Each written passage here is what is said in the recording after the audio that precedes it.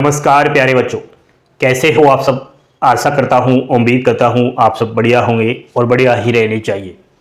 साथियों, India post office का जो कर्मचारी है, ग्रामीण डाक सेवक जीडीएस, उसकी जो लेटेस्ट सैलरी आई है जनवरी 2025 की, वो मैं आपको बता रहा हूँ। बीपीएम एबीपीएम डाक सेवक कुछ साल बाद नौकरी करने के बाद कितनी सैलरी में बढ़ोतरी होती है, थोड़ा 8वें वेतन आयोग को लेकर के भी बातें करेंगे और बहुत ही शानदार यह आप लोगों को जानकारी मैं दे रहा हूं।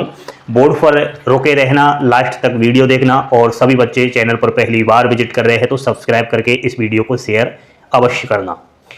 साथियों, इंडिया पोस्ट जीडीएस भर्ती की बात कर रहा हूं। लेटेस्ट सैलरी स्लिप आप लोगों को बता रहा हूं जनवरी 2025 की। तो आप लोग बार बार यूट्यूब पर इधर उधर सर्च करते रहते हो कि जीडीएस की जो सैलरी है वो जनवरी 2025 की कितनी आई है, 2025 में कितनी बनेगी, तो वो आपको सारे इन प्रश्नों का जवाब मिलेगा। देखो भाई, समय का पहिया चलता जाता है, रुकता नहीं है। 2018 से पहले अगर मैं जीडीएस की सैलरी पर बात करूं तो बहुत कम था। एक बेसिक पे ही नॉर्मल 4-5 हज़ार रुपये था, लेकिन धीरे धीरे समय परिवर्तन हुआ। 7वां वेतन आयोग आया 2016 में, लेकिन उस समय जीडीएस को 7वें वेतन आयोग में शामिल नहीं किया गया। उसके उपरांत एक कमेटी बनी और कमेटी ने ये निर्णय लिया कि हम जीडीएस को 7वें वेतन आयोग का लाभ दिलाकर रहेंगे। फाइनली जुलाई 2018 में 7वें वेतन आयोग से जीडीएस की सैलरी आई और जीडीएस की सैलरी में काफ़ी उछाल हो गया, बढ़ोतरी हो गई। तो इस चीज़ को देखते हुए आप सभी को अच्छी तरीके से पता है, भारत देश के अंदर अब 8वें वेतन आयोग को लेकर के भी मंजूरी मिल चुकी है। तो 2025 तक सैलरी इतना ही रहेगा, लेकिन 8वें वेतन आयोग से यानी कि 2026 से जीडीएस की सैलरी में काफ़ी उछाल हो जाएगा। ठीक है, तो अब आप सुनिएगा पूरी बातें। सबसे पहले मैं बीपीएम पद की बात कर रहा हूं, ब्रांच पोस्ट मास्टर की। आज मैं सबसे पहले लेवल 2 को ले रहा हूं भाइयों। बहुत बार मैं कहता रहता हूं कि ये लेवल 1 है, लेवल 2 है, तो उसको आप समझना सीखिए कि लेवल 1 क्या है, लेवल 2 क्या है। अगर कोई लेवल 2 में आता है तो उसको 5 घंटे ड्यूटी करना पड़ता है, और मैं समझता हूँ लेवल 2 में 10% जीडीएस भाई होंगे जो है, बाकी सब लेवल 1 में ही है। और लेवल 2 में तभी आते हैं जब जिस जगह पर वो नौकरी कर रहा है जीडीएस वर्कलोड ज़्यादा हो या फिर वो थोड़ा टाइम गुजार चुका हो, कुछ साल नौकरी कर चुका हो। साथियों, यहाँ पर पे इंडेक्स 07 से इसकी सैलरी बनी है। इसका मतलब है कि 6 बार इसका जो मूल वेतन है, जो टीआरसी है, उसमें इंक्रीमेंट लग चुका है।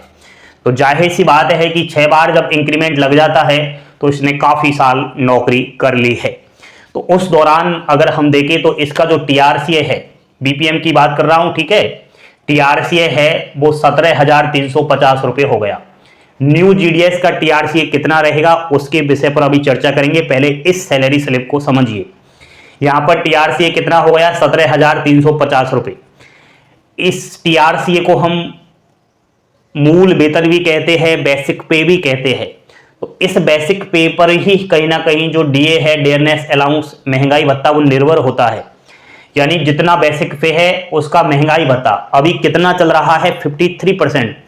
इसका आप 53% लगाओ तो 9,196 रुपये महंगाई भत्ता मिल चुका है। ऑफिस मेंटेनेंस अलाउंस के 500 रुपये मिल चुके हैं।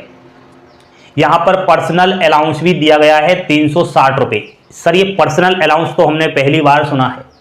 साथियों, ये बहुत पुराना जीडीएस एम्प्लॉय है। इसको लगभग 12 साल 24 साल नौकरी करते हो चुका है। तो वो कहते हैं ना 12, 24, 36, सुना होगा आपने। इसको उस चीज का लाभ मिला है 12, 24, 36 का। ठीक है, यहां पर टोटल सैलरी 27,460 रुपये हो जाती है।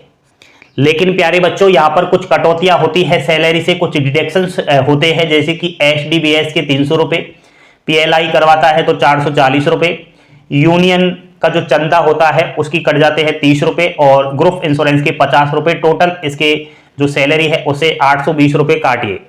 सैलरी कितनी बनी, 27,406 रुपये। 820 काट करके इन हैंड सैलरी आ चुकी है 26,586 रुपये। इतनी सैलरी आई है जनवरी के महीने में ही। तो ये तो मैंने बीपीएम की सैलरी बताई। आप मान लीजिए पुराने हो जाओगे तो क्या इतनी ही सैलरी रहेगी?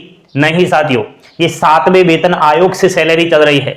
8वां वेतन आयोग अगर जीडीएस को मिलेगा तो आप भी जान सकते हो कि ये सैलरी कितना पहुंच जाएगी, 2 गुना सैलरी पहुंच जाएगी। तो कहते रहते हो ना कि सर जीडीएस का भविष्य क्या है, जीडीएस में एक मजदूर है, हम कैसे क्या गुजारा करेंगे, तो ये अपने आप को डिमोटिवेट ना करो।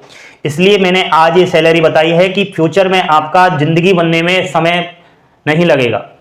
ठीक है, मान लिया जाए अभी आप न्यू नौकरी लेते हो और बीपीएम के पद पर आपका सिलेक्शन हो जाता है, तो लेवल 1 में ही आओगे, कोई इंक्रीमेंट नहीं लगा है इसके मूल वेतन में। और यहां पर टीआरसीए है, जो मूल वेतन है वो 12,000 रुपए है। इसका हम 53% लगाए महंगाई भत्ता डेयरनेस अलाउंस, तो वो हो चुका है 6,360 रुपए। ऑफिस मेंटेनेंस की 250 रुपए। सर यहां पर आपने बताया कि ऑफिस मेंटेनेंस 250 रुपए, इधर आपने ऑफिस मेंटेनेंस के 500 रुपए बताए, ऐसा क्यों? भाइयों ये लेवल 2 बीपीएम है और ये लेवल 1 बीपीएम है। लेवल 1 का मतलब होता है यह केवल 4 घंटे ड्यूटी करता है। ठीक है, तो यहां पर लेवल 1 को 250 रुपए ही ऑफिस मेंटेनेंस अलाउंस दिया जाता है। फिक्स स्टेशनरी के कुछ मिल जाते हैं 30-31 रुपए। टोटल सैलरी बन चुकी है 18,640 रुपए। कटौतियां जैसे कि ईडीआईएस के 50 रुपए और यूनियन के 30 रुपए। अब यहां पर कटौती आपको मात्र 70 रुपए की दिखाई दे रही है, इधर आपको 820 रुपए की कटौती दिखाई दे रही होगी। इसका कारण है कि ये पुराना जीडीएस है, तो इसने अपना पीएलआई वगैरह सब कुछ करवा रखा है इसलिए, और ये न्यू अभी ज्वाइनिंग लिया है, तो ये इसको कोई पीएलआई का जानकारी नहीं है, इसने अभी पीएलआई वगैरह नहीं करवा रखा, तो इतनी इसकी कटौती होकर के टोटल सैलरी बन चुकी है 18,570 रुपए। ये आपकी शुरुआती सैलरी रहेगी। सर कैसे इसमें बढ़ोतरी होगी, समझने का प्रयास करना। भैया जी जो टीआरसीए है, जो मूल वेतन है, इसमें हर साल 3% इंक्रीमेंट लगता रहता है। मान लिया जाए अगले वर्ष जब आप बीपीएम की नौकरी करते रहेंगे तो 12,000 का आप 3% लगाओ तो वो हो जाएगा 12,360 रुपए। और मैंने क्या बोला था कि जितना आपका मूल वेतन बढ़ेगा उतना ही आपका जो है महंगाई भत्ता बढ़ेगा। अब महंगाई भत्ता हो चुका है 6,550 रुपए। बाकी ऑफिस मेंटेनेंस तो वही 250 रुपए और स्टेशनरी 30 रुपए। अब टोटल इसकी सैलरी हो चुकी है 19,190 रुपए। बिना इंक्रीमेंट की कितनी थी? 18,640 रुपए। इतना फर्क होता है। धीरे धीरे आप फिर इसमें 3% लगाओ, फिर 3% लगाते चलो। बात करता हूं यहां पर एबीपीएम और डाक सेवक की, दोनों की सैलरी बराबर है। शुरुआत में जो टीआरसीए है वो 10,000 रुपए है। अब यहां पर 10,000 का 53% महंगाई भत्ता 5,300 रुपए हो चुका है। साइकिल अलाउंस की मिलता है एबीपीएम को 180 रुपए। टोटल इसकी सैलरी हो चुकी है 15,480 रुपए। कुछ डिटेक्शंस, कुछ कटौतियां जैसे कि ईडीआईएस की 50 रुपए, यूनियन के 30 रुपए, 70 रुपए कटौती है। इन हैंड सैलरी 5,410 रुपए इसकी बनी है साथियों। मान लिया जाए कुछ साल नौकरी करेगा, इसका इंक्रीमेंट कैसे बढ़ेगा? मैंने बोला हर साल जो टीआरसीए है उसमें 3% की वृद्धि होती है, तो अगले साल कितना हो गया? 10,000 का 3% बढ़ गया तो 10,300 रुपए। और जैसे जैसे मूल वेतन बढ़ेगा महंगाई भत्ता बढ़ेगा। यहां 5300 रुपए महंगाई भत्ता था, इधर हो चुका है 5,459 रुपए। बाकी साइकिल अलाउंस 180 रुपए, 25 रुपए और आप स्टेशनरी मान लो 15,964 रुपए हो चुका है। तो बढ़ोतरी होती है आपके समय समय पर। जो टीआरसीए है, जो बेसिक पे है, मूल वेतन में प्रत्येक साल 3% की वृद्धि होती है और आपके महंगाई भत्ते में भी वृद्धि होती है। आप सभी को पता होना चाहिए कि जुलाई से पहले, जुलाई 2024 से पहले जो महंगाई भत्ता था वो 50% था और जुलाई से यह 53% कर दिया। तो अगर आप कहते हो कि सर बढ़ोतरी नहीं होती, तो मान लिया जाए यहां पर जैसे कोई बीपीएम है, उसका मूल वेतन है 12,000 रुपए और अगर आप 50% से लगाओ तो इसका जो महंगाई भत्ता है वो 12,000 का 50% कितना होगा? 6,000 रुपए। अगर 53% हो चुका है, 3% की वृद्धि हुई तो कितना हो गया? 6,360 रुपए। डायरेक्ट 360 रुपए की बढ़ोतरी हुई या नहीं हुई? बताइए हुई है। ये तो हुई है डियरनेस अलाउंस महंगाई भत्ते में, और यहां पर बेसिक पे में भी वृद्धि होती है। मैंने समझाया इधर आपको, ठीक है, कैसे होती है 3% की, ये है।